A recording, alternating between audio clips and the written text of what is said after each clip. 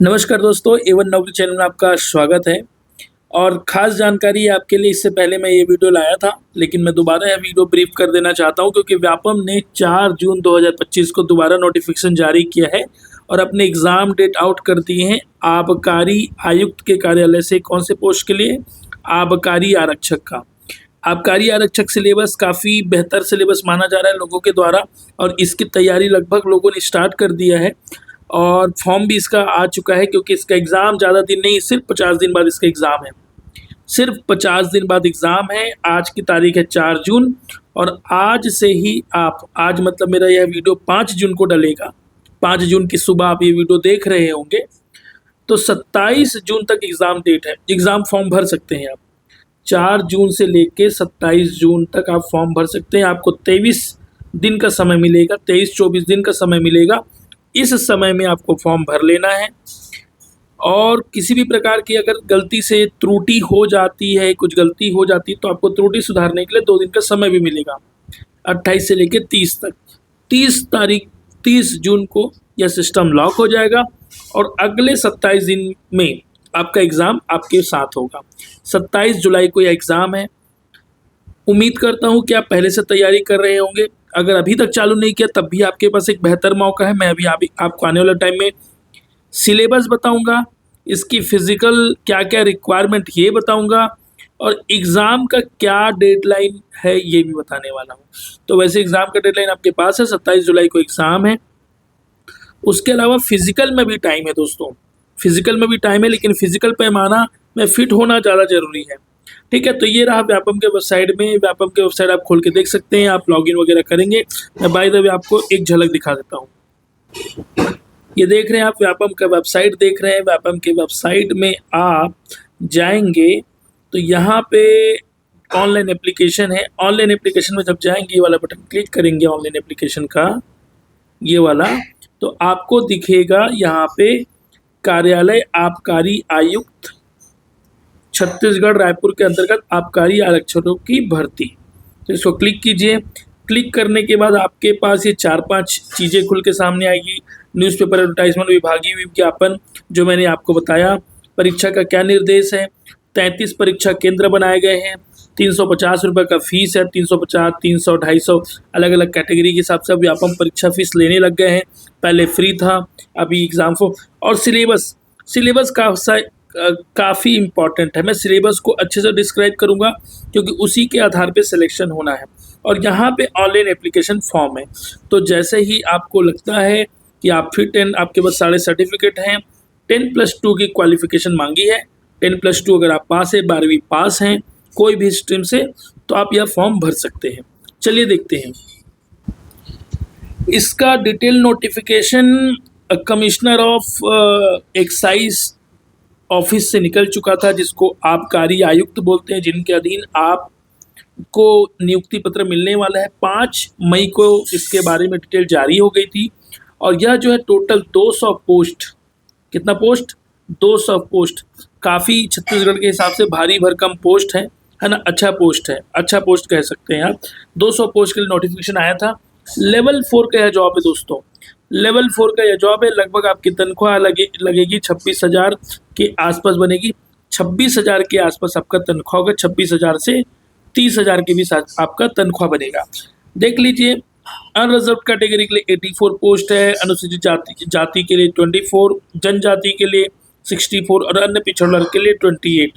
हालांकि ये अनरिजर्व है तो कोई भी कैटेगरी के लोग इस सेक्शन से पोस्ट ले सकते हैं। महिलाओं के लिए अलग से वर्टिकल वर्गवार जो है वो आरक्षण है। महिलाओं के लिए खासा फायदा है क्योंकि इसमें एक पर्टिकुलर हाइट मांगी गई है। चलिए फिजिकल शर्तों के बारे में बात कर लेते हैं।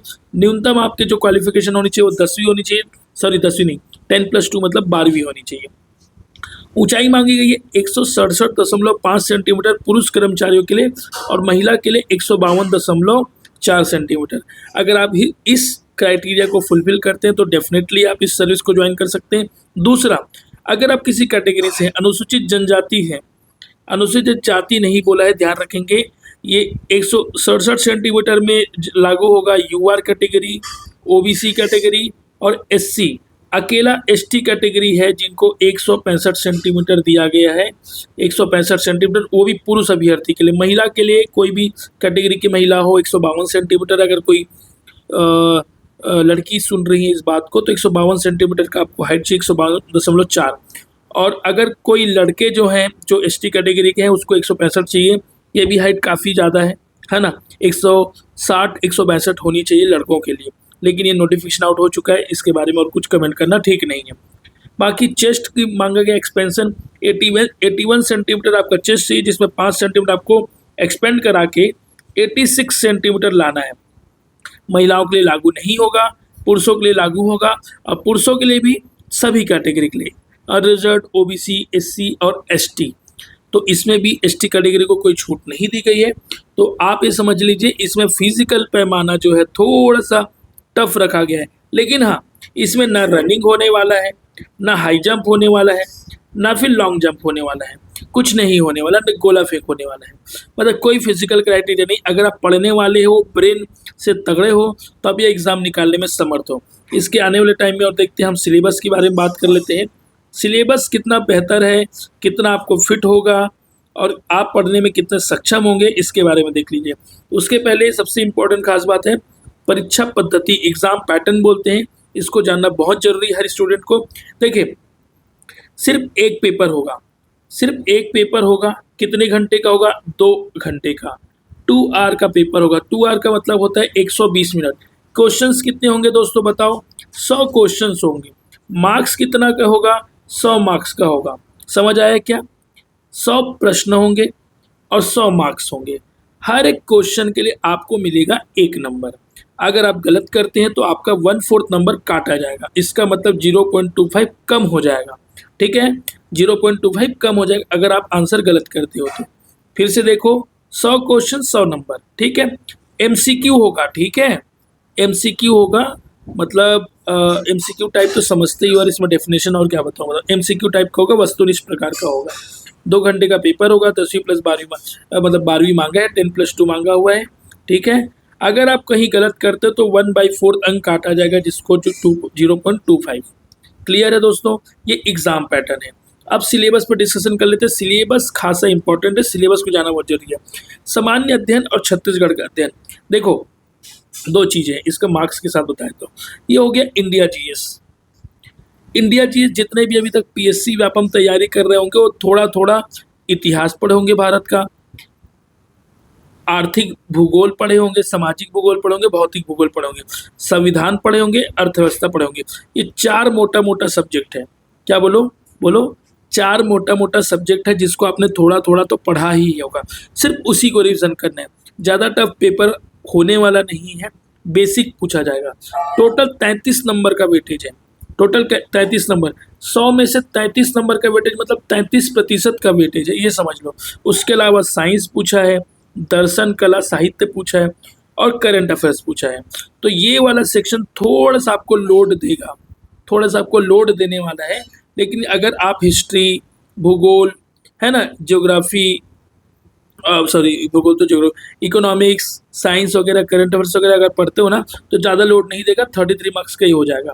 सेम अगर आप पीएससी की तैयारी किए हो तो आप छत्तीसगढ़ सब्जेक्ट भी पढ़े हो, छत्तीसगढ़ सब्जेक्ट भी पढ़े हो तो छत्तीसगढ़ का इतिहास देख लो, उसका भूगोल देख लो, उसके पर्यटन केंद्र वगैरह, दशाएं, जनगणना, इस तरीके के, और अपना कला और संस्कृति देख लो। जनजातियाँ उसी में आ जाएगी, छत्तीसगढ़ की अर्थव्यवस्था आ जाएगी, प्रशासनिक ढांचा, स्थानीय प्रशासन, पंचायती राज। ये कहाँ पढ़ रहे हो? अगर अभी एडीओ का एग्ज़ाम दे रहे हो तो वहाँ पढ़ लोगे, है ना।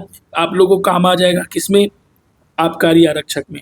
और घटनाएं, करंट अफेयर्स कोई भी बंदा पढ़ता होता है अगर तैयारी कर रहा होता है तो, और छत्तीसगढ़ पढ़ रहे हो तो रिवीजन कर लो दोनों चीज़ों को। 66% का वेटेज है इसी दोनों का, 66% का वेटेज है।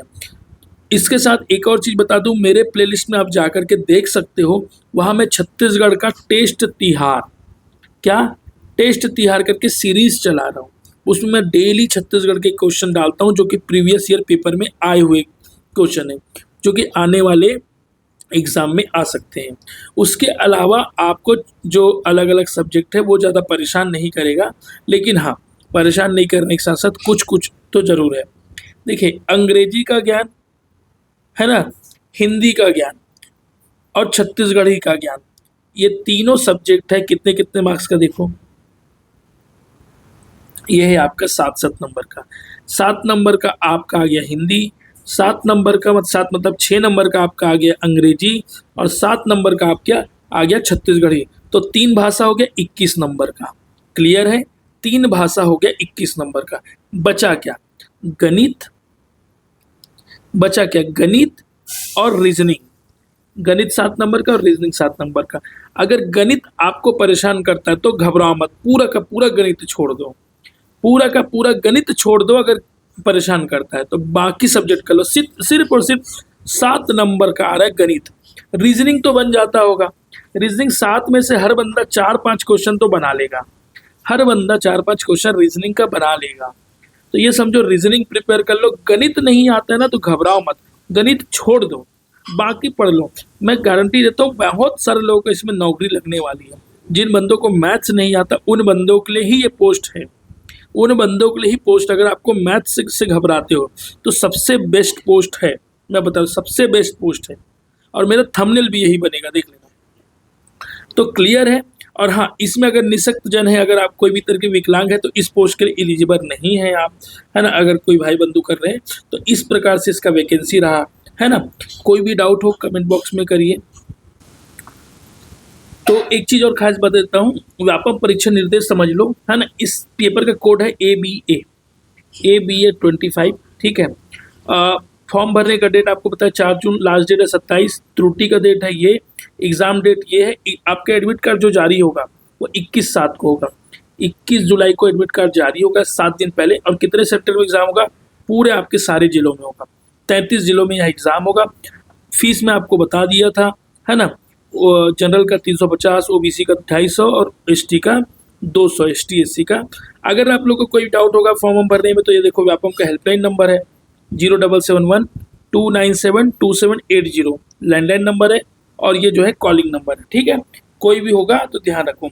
उसके अलावा जब परीक्षा कक्ष में जाओगे तो प्रवेश पत्र लेके जाना, काला या नीला पेन जाना, और फोटो युक्त ID कार्ड लेके जाना। इसी के साथ धन्यवाद। कोई भी डाउट हो तो मुझे कमेंट बॉक्स में करिए, मैं पर्सनली आपको हेल्प करूंगा। और हाँ, ऑल द बेस्ट, तैयारी शुरू कर दो। सिर्फ और सिर्फ आपके पास है 53 दिन। Thank you so much. हाँ, वीडियो को लाइक जरूर करें, मुझे उम्मीद है कि आप लाइक करेंगे।